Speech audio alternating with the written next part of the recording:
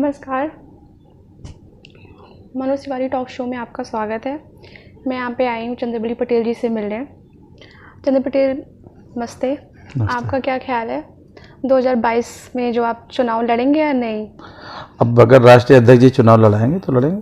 हम तो, हमारे तो नेता हैं वो राष्ट्रीय अध्यक्ष जी माननीय अखिलेश यादव जी, अगर वो लड़ाएंगे तो चुनाव लड़ेंगे। 2012 में आप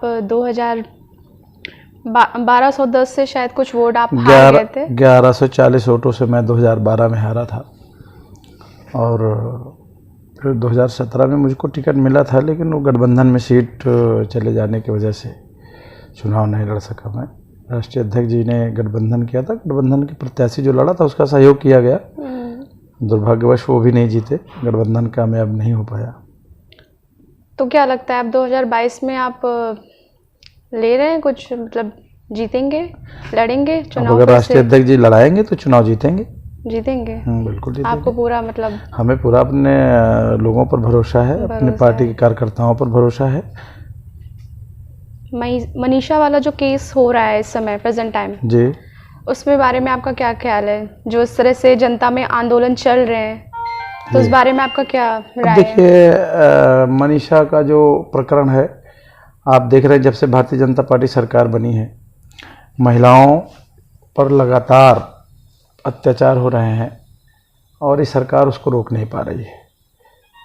और आप देख रहे हैं आप लोग ये भी कि एक विशेष वर्ग के लोग जितने भी बलात्कार हुए, दलितों के साथ हुए या तो पिछड़ों के साथ हुए, महिलाओं लड़कियों के साथ, और एक विशेष वर्ग के लोग ही दलित इसमें। से हमारा मुद्दा नहीं है। हमारा मुद्दा ये है कि वो एक लड़की है। बिल्कुल बिल्कुल। और फिर बिल्कुल, वो बिल्कुल, आप बिल्कुल, दलित कह के, दलित लड़की हो या दलित लड़की हो या लड़की तो कोई भी हो, ये बात आप सही कह रही हैं।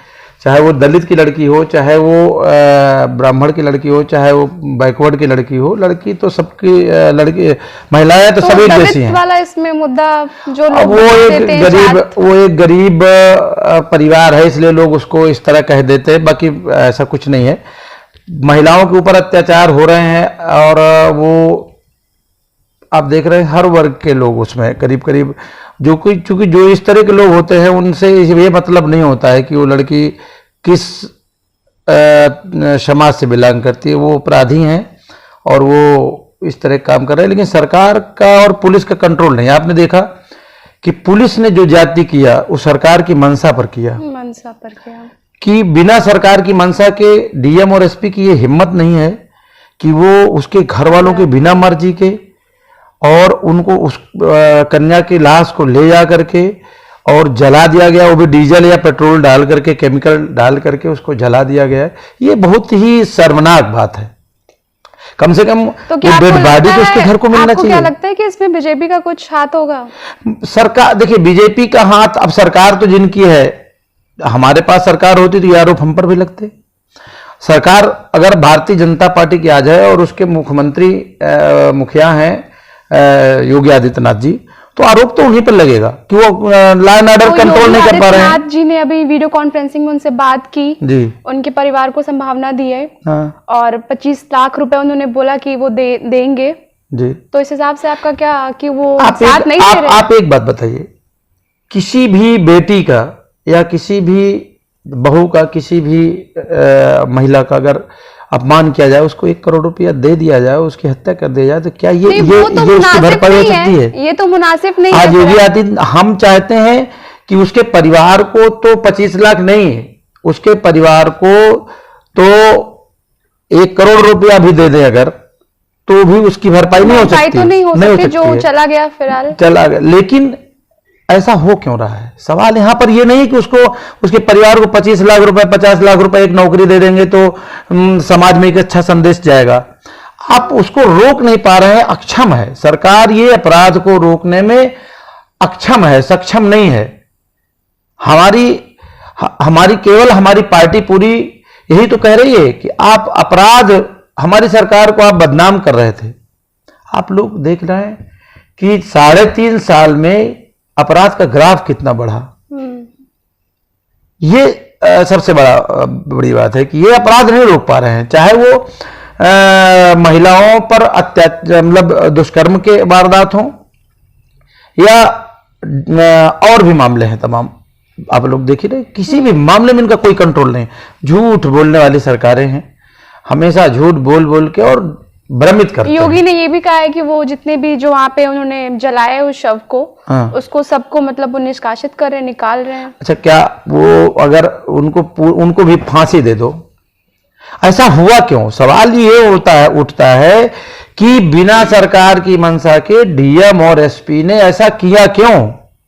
उनको आप फांसी दे दीजिए, फिर उनको भी जला दीजिए इसी तरह। ऐसा संभव है क्या? नहीं ना, नहीं। कानून में ऐसी व्यवस्था नहीं है, कानून में ऐसी व्यवस्था नहीं है कि अगर हमने ऐसा किया तो हमको, जब अब कानून का लंबा प्रोसीजर है, उनको सस्पेंड कर दिया गया है। अभी आप देखिएगा, सस्पेंड हुए हैं, बहाल होंगे और उनको फिर अहम पद मिल जाएंगे। वो तो केवल जनता को एक भ्रमित करने के लिए, उसके घर वालों को एक अभी फिलहाल सांत्वना देने के लिए है। नहीं, उनको बर्खास्त, उनको नौकरी से निकाल देना चाहिए। आप सस्पेंड क्यों कर रहे हो भाई? क्या सस्पेंशन से उसकी भरपाई हो जाएगी? उनको, जो लोग दोषी हैं उनको नौकरी से निकाल देना चाहिए और जो अपराधी हैं उनको सजा मिलना चाहिए और उनको सीधे फांसी की सजा होना चाहिए तत्काल। उसकी जो है स्पेशल कोर्ट बना करके उसको 1 महीना 1.5 महीना के अंदर उसका निराकरण होना चाहिए।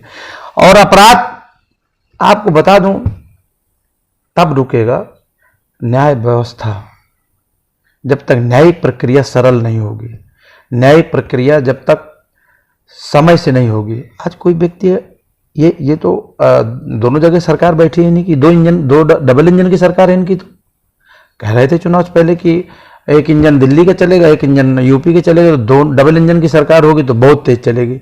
आपको लगा कि डबल इंजन की सरकार, दोनों की, एक पार्टी की सरकार दोनों जगह, तो क्या ऐसा आपको लग रहा है कि अभी तक तो फिलहाल नहीं लगा? आपको किसान बिल के बारे में आपकी क्या राय है? जो किसान लोग विरोध कर रहे हैं उस बारे में आप? किसान बिल का तो ये स्थिति है कि अभी किसान का जो एमएसपी था, कम से कम किसान अपने उपज का जो सरकारी मूल्य होता था वो मिल जाता था।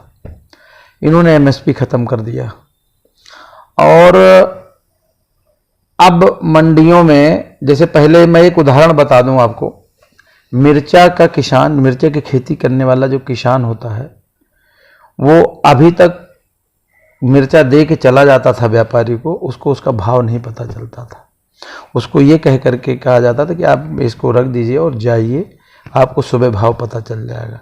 अब वो 1000 रुपये कुंटल बेच रहा है कि 2000 रुपये कुंटल बेच रहा है, उसको वो अपने भाव में बता देता है कि आपका मिर्चा ये भाव बिका, उसको पैसा मिल जाता था, वो चला जाता था। अब क्या है कि हम किसान है अगर, तो हम अपनी उपज को मंडी में नहीं बेच सकते। इस बिल में ये है।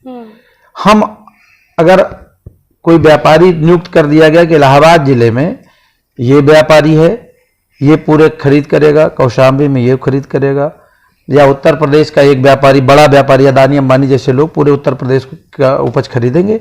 वहां अदानी अगर है तो अंबानी नहीं आएंगे, टाटा नहीं आएंगे, या जो उद्योगपति बड़े बड़े और हैं इनके पास, तो वो एक प्रदेश, एक प्रदेश उनको दे दिया जाएगा, 2-2 प्रदेश। आप यहाँ का पूरा उपज खरीदो, अपने भाव में खरीदेगा।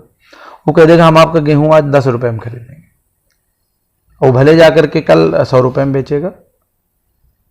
और जब किसान उब जाएगा, देखिए प्लानिंग इनकी दूसरी है, जब किसान अपने उपज का सही मूल्य नहीं पाएगा तो ये कॉन्ट्रैक्ट फार्मिंग का जो इन्होंने किया है, तो कॉन्ट्रैक्ट फार्मिंग शुरू करेंगे। और फिर बड़े बड़े उद्योगपति, किसी के पास 10 बीघा है, किसी के पास 5 बीघा है, किसी के पास 20 बीघा है, किसी के पास 10 बिस्वा है, सबका वो कॉन्ट्रैक्ट फार्मिंग में लेकर के हम अपने खेत में खुद मजदूरी करेंगे और हम उनसे खरीद के खाएंगे। ये इस सरकार की योजना है। यहाँ बीच के जो किसान हैं उनको खत्म करने का योजना है पूरा तरह से। जैसे आपको याद होगा, आपको याद क्या पढ़ी होंगी आप भी, हम भी पढ़े, हम भी नहीं, देश की आज़ादी के समय हम भी नहीं थे। सुने हैं कि ईस्ट इंडिया कंपनी आई थी और ईस्ट इंडिया कंपनी ने यही काम शुरू किया था। तो वो कॉन्ट्रैक्ट फार्मिंग ही थी, नील की खेती करते थे और किसान उन्हीं के खेत में मजदूरी, अपनी ही खेत में मजदूरी करता था। अंत में वो सब सोने की चिड़िया कही जाने वाली इस देश की धरती माँ को सब पूरा ख़त्म करके और जब देश से चले गए फिर उसके बाद काम खत्म हो गया। यहाँ पर आज भी देश, हमारा देश आज भी सोने की चिड़िया क्यों कहा जाता है? सोने की चिड़िया आज भी है हमारा देश। हमारे पास इतने अकूत भंडार हैं, चाहे वो जो सोना हो चांदी हो, हर धातु हमारे पास है, लेकिन सरकारों का जो है ये मनोबल इनका नहीं है। आज देखिए बेरोजगारी क्या स्थिति है। जो लोग दूसरे प्रदेश में गए थे, क्यों गए थे? यहाँ उनको रोजगार नहीं रहा, तभी तो गए थे। 10,000 15,000 की नौकरी कर रहे थे। ये कोरोना के वजह से वो आए घर, और अब वहां भी नहीं जा रहे, यहाँ भी नहीं, यहाँ भी कोई काम नहीं उनके पास, तो बेरोजगार हो गए लोग। जीडीपी देखिए आप कहाँ चला गया, एकदम नीचे चली। 2014 में आप याद करिए तेल के दाम क्या थे, कच्चे तेल का दाम।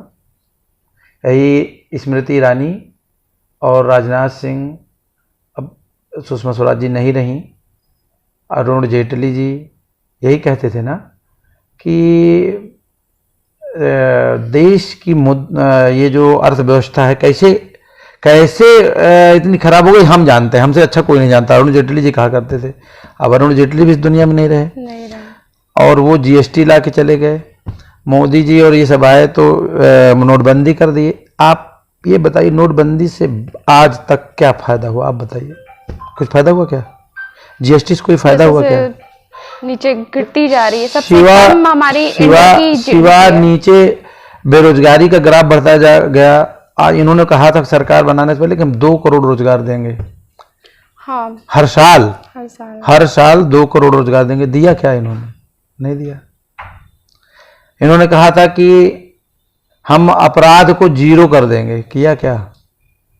भ्रष्टाचार खत्म कर देंगे। किया क्या? नहीं किया। भ्रष्टाचार जो पहले काम जिस तरह से हो रहे थे, आज की स्थिति क्या है बताइए, कैसे हो रहे हैं काम? आप चायल विधानसभा की मुख्य समस्या क्या है?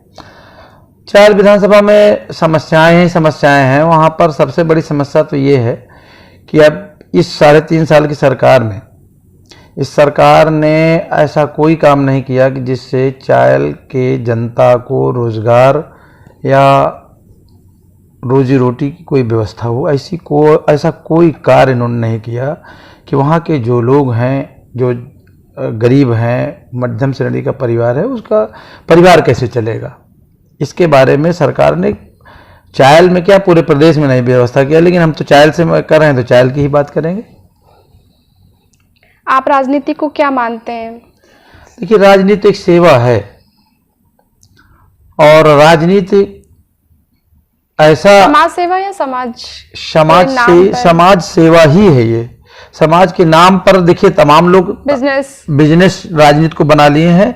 राजनीति व्यवसाय नहीं है, राजनीति सेवा है। और जो व्यक्ति राजनीति को व्यवसाय बना लिया तो फिर वो इन्वेस्टमेंट कर रहा है इसलिए कि इतना इन्वेस्टमेंट करेंगे और इतना हम पाएंगे, तो जनता तो फिर ऐसी रह जाएगी ना। फिर जनता को आप क्या लाभ दे सकते हैं? अपना ही पेट नहीं भरेगा तो जनता की सेवा क्या करेगा? तो ऐसे लोगों को तो जनता को नकारना चाहिए कि जो खुद व्यवसाय करने आए हो। राजनीति व्यवसाय नहीं है। आज चायल विधानसभा की मुख्य समस्या क्या है?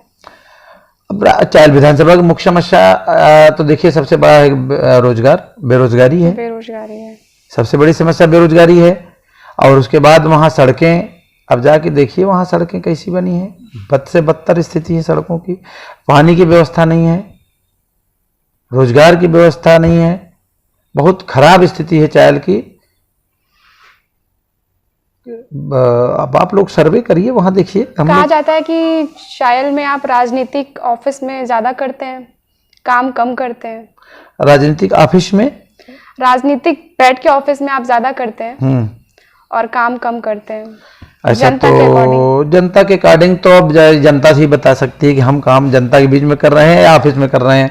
हमारा कोई ऑफिस ही नहीं है कि हम ऑफिस में बैठ के काम करेंगे। मैं तो घर में रहता हूँ या तो फिर जनता के बीच में रहता हूँ। मेरा कोई ऑफिस नहीं है कि मैं ऑफिस में काम करता हूँ। 2022 में आप उत्तर प्रदेश में राजनीति को किस करवट जाते हुए देखना चाहते हैं? क्या आपको लगता है कि योगी फिर से आएंगे? नहीं, ऐसा नहीं है। हमारे राष्ट्रीय अध्यक्ष जी संघर्ष कर रहे हैं, हम लोग संघर्ष कर रहे हैं और हमारा पूरा कार्यकर्ता संघर्ष कर रहा है और हम 2022 में सरकार बनाने जा रहे हैं। 350 प्लस सीटें हमारे पास आएंगी और हम सरकार बनाएंगे। राष्ट्रीय अध्यक्ष जी हमारे मुख्यमंत्री बनेंगे। पूरे हम दमखम से, पूरे जोश खरोश से सरकार बनाने जा रहे हैं। एक बार फिर मेरा वही सवाल है, 2022 में क्या आप फिर से निश्चित रूप से चुनाव लड़ेंगे? राष्ट्रीय अध्यक्ष जी अगर चुनाव लड़ाएंगे तो लड़ूंगा। मैं टिकट मांग रहा हूँ, अभी मुझे टिकट मिला नहीं। अच्छा, आप पूरी तैयारी करके? मैं पूरी तैयारी है। राष्ट्रीय अध्यक्ष जी का जो निर्देश होगा उसी हिसाब से काम करेंगे। तो आपको लगता है कि 2022 में आप? अब मुझे पूरा भरोसा है राष्ट्रीय अध्यक्ष जी पर कि मेरे साथ न्याय करेंगे। ओके। कहा जाता है कि चायल विधायक संजय गुप्ता उप मुख्यमंत्री जो है हमारे, हाँ, उनके आप बहुत करीबी हैं। सुनने में तो यही आता है और इसीलिए वो सबकी जमीनें हड़पे ले रहे हैं। मेरे समझ में तो कोई काम ही नहीं हुआ। अपना काम उन्होंने कराया। अच्छा। अपना काम उन्होंने कराया। जो पहले इनके पास एक छोटा सा स्कूल था तो 2-3 स्कूल, 4 स्कूल बड़े बड़े बना लिए इसी बीच में 3.5 साल में उन्होंने अपना, और सैकड़ों बीघे जमीन गरीबों के कब्जा कर लिए। इतना काम किया है उन्होंने। बड़ा काम किया है उन्होंने। डिप्टी सीएम का पूरा आशीर्वाद उनके ऊपर है। जिसकी जमीन चाहो उसकी हड़प लो, हम तुम्हारे साथ हैं। चलिए, चुनाव आने पर आपसे बातचीत जारी रहेगी जी। अंत में आप चायल के बारे में जनता को क्या संदेश देना चाहते हैं? अब जनता को संदेश हमारा तो यही है कि जनता जो है वो समाजवादी पार्टी को आगे बढ़ाए और समाजवादी पार्टी का विधायक बनाए और समाजवादी पार्टी का विधायक बनाकर राष्ट्रीय अध्यक्ष जी के हाथों को मजबूत करे। राष्ट्रीय अध्यक्ष जी मुख्यमंत्री बने, क्षेत्र का विकास हो।